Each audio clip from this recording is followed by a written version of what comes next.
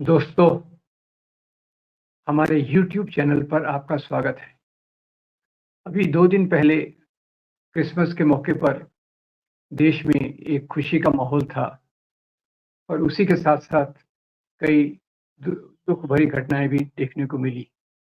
जैसे देश में सांप्रदायिकता का माहौल बहुत बढ़ रहा है, उसी के साथ-साथ हम अभी तक देखते आए हैं कि जो हिंदू त्योहार हैं, उस समय हिंदुओं के कई ग्रुप्स एक बड़ा जुलूस निकालते हैं, हथियारों के साथ, ढोल ढोल व मंजीरे के साथ और कई बार डीजे के साथ।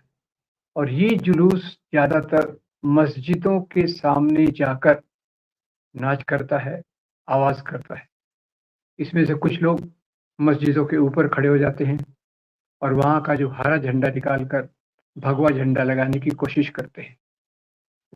अब ये बात तो अभी तक हम देख रहे थे, इसकी आदत पड़ रही थी और ये बात एक नियमित तरीके से हो रही थी कि भई यहाँ जब भी हिंदू त्योहार आएगा, मस्जिद के सामने लोग आकर नाचेंगे और इस प्रकार का उत्पात करेंगे।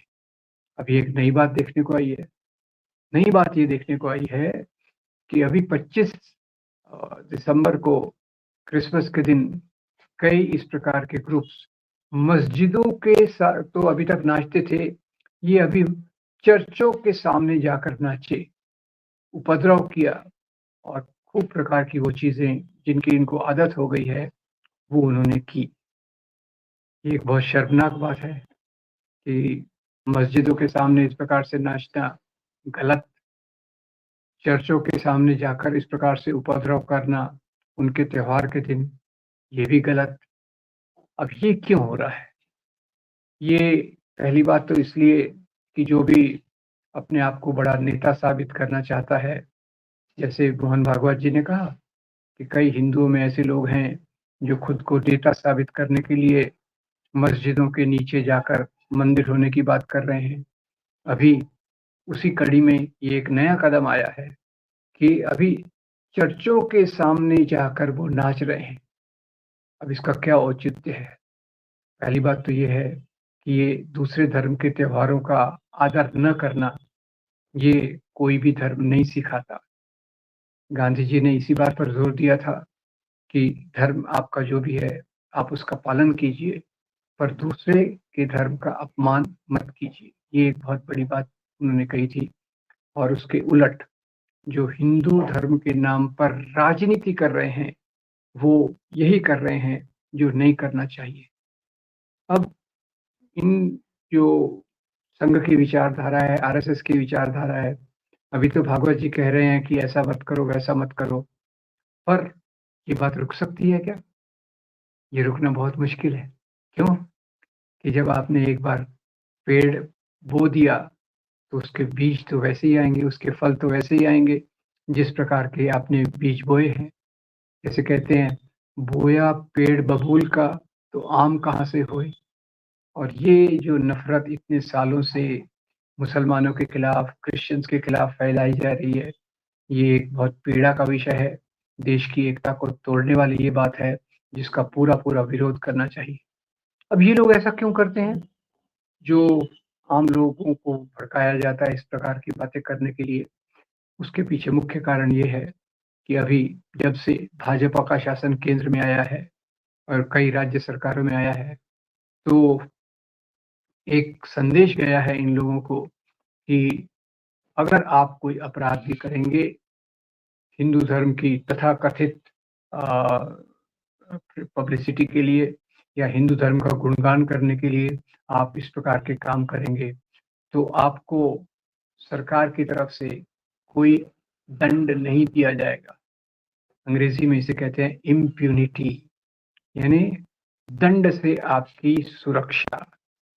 जो सरकार ने दंड अपराध करने वालों को दंड देना चाहिए, वो सरकार ऐसे मामलों में आँख मूंद लेती है और इनको किसी भी प्रकार की सज़ा नहीं होने देती।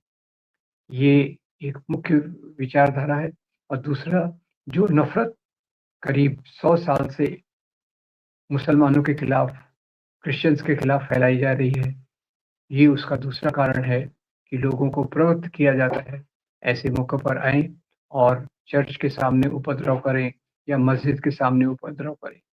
इसी साल एक और बात देखने को आई कि एक क्रिश्चियन संगठन सीबीसीआई ने प्रधानमंत्री नरेंद्र मोदी को अपने कार्यक्रम में बुलाया। अब ये भी बहुत शर्म की बात है। एक तरफ तो प्रधानमंत्री मोदी उस संगठन के सबसे बड़े नेता हैं, जो संगठन के साथी और वो संगठन के लोग वीएचपी, बजरंग दल और इस प्रकार के लोग दूर दराज के गांवों तक जाकर ईसाइयों के खिलाफ हिंसा करते हैं। कहीं भी प्रार्थना सभा हुई, प्रार्थना सभा ये करते हैं तो ये कहते हैं कि ये तो कन्वर्शन का काम किया जा रहा है। उस प्रार्थना सभा को तोड़ते हैं, मारपीट करते हैं क्रिश्चियंस के खिलाफ, और फिर से वही बात आती है कि इनको एक पूरा एश्योरेंस है, पूरा विश्वास है कि हमको कोई सजा नहीं होगी। अब ये एक चिंता की बात है क्रिश्चियंस के खिलाफ ये जो प्रोपेगेंडा हो रहा है कि ये ईसाई धर्म फैला रहे हैं, गरीब लोगों के बीच में, आदिवासियों के बीच में, दूर-दराज गाँव में, गरीब बस्तियों, दलितों की बस्तियों में ये अपना काम करते हैं और धर्मांतरण की कोशिश करते हैं। अब ये बात तो सही है कि कई क्रिश्चियन मिशंस दूर-दराज के गाँव में, आदिवासी क्षेत्रों में, दलित क्षेत्रों में शिक्षा और स्वास्थ्य का काम करते हैं और उनसे प्रभावित होकर कई लोग इनका धर्म स्वीकार भी करते हैं, पर मुझे तो उसमें कोई गलत नहीं लगता। यहाँ तक ज़ोर-ज़बरदस्ती ना हो, पैसे का लालच ना हो, लोग अपने खुद के मर्ज़ी से दूसरे धर्म को स्वीकार करना चाहें, उसमें किसी प्रकार की गलती नहीं है। ये हमें मान के चलना चाहिए। और दूसरी बात बता दूँ, जो इतना बड़ा प्रोपेगेंडा हो रहा है कि ईसाई धर्म फैला रहे हैं, ज़ोर-ज़बरदस्ती से और एक प्रकार से दबाव डालकर, पैसे के लालच में, ये बातें मेरे ख़्याल से पूरी तौर से गलत है। ऐसे कई कानून लाए जा रहे हैं, कई बिशप्स ने अभी माँग की कि ये जो बहुत-बहुत राज्यों में धार्मिक स्वतंत्रता अधिनियम, जिसके नाम पर ये धर्मांतरण के काम को रोकना चाहते हैं। पहली बात तो ये है कि ऑलरेडी बहुत कानून हैं कि जो ज़बरदस्ती के धर्मांतरण पर रोक लगाते हैं। तो ज़बरदस्ती धर्मांतरण तो वैसे ही अपराध है। फिर ये नए कानून क्यों? इन नए कानूनों का सहारा लेकर क्रिश्चियन समाज पर और भी ज़्यादा आक्रामकता दिखाई जा रही है, जो अपने आप में गलत है, निंदनीय है। पर सवाल ये है कि हर एक नया-नया राज्य इस प्रकार के कानून लाता है और उन कानूनों के आधार पर क्रिश्चियंस का एक प्रकार से उन पर अत्याचार होते हैं। दूसरी बात देखिए, क्या ये प्रोपेगेंडा सही है कि भारत में क्रिश्चियंस की आबादी बढ़ रही है? तो मैं आपको याद दिला दूँ कि अभी जो 2011 में आखिरी बार पॉपुलेशन सेंसस हुआ था, तो 2011 के सेंसस तक का मैं आपको बता दूँ कि भारत में ईसाइयों की संख्या ज़रा ख़्याल कीजिएगा, 1971 में ये थी 2.6,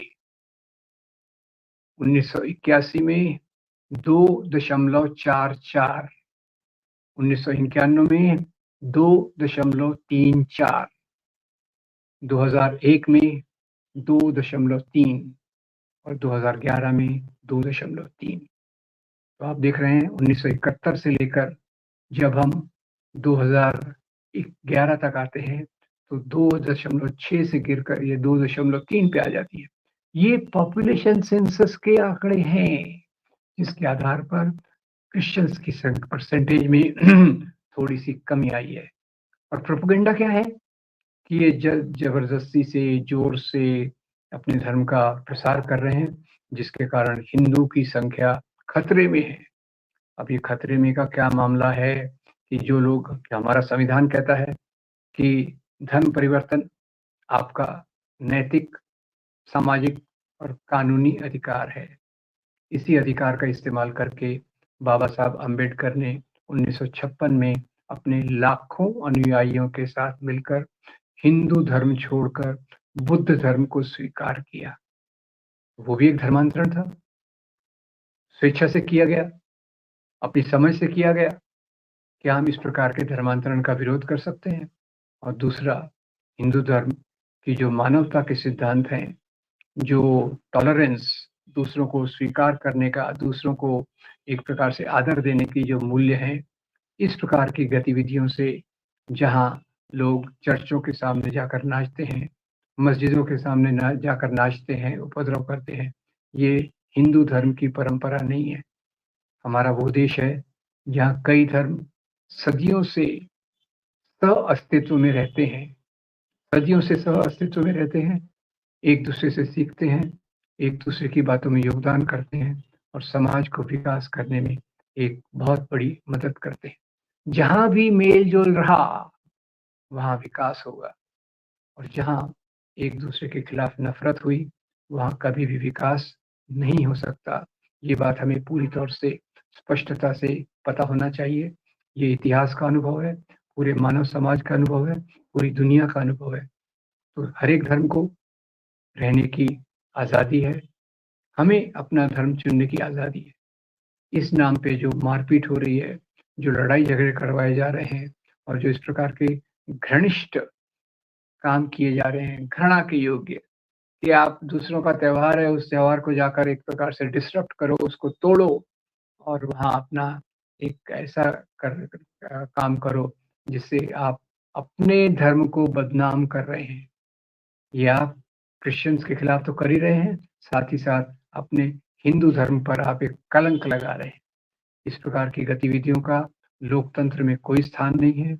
इस प्रकार की गतिविधियों का उस देश में कोई स्थान नहीं है, जहाँ सह-अस्तित्व की बात है, जहाँ सभी धर्मों के मेल-जोल की बात है, जहाँ सब धर्म के लोग सदियों से एक-दूसरे से प्रेम-मोहब्बत से मिलते आए हैं।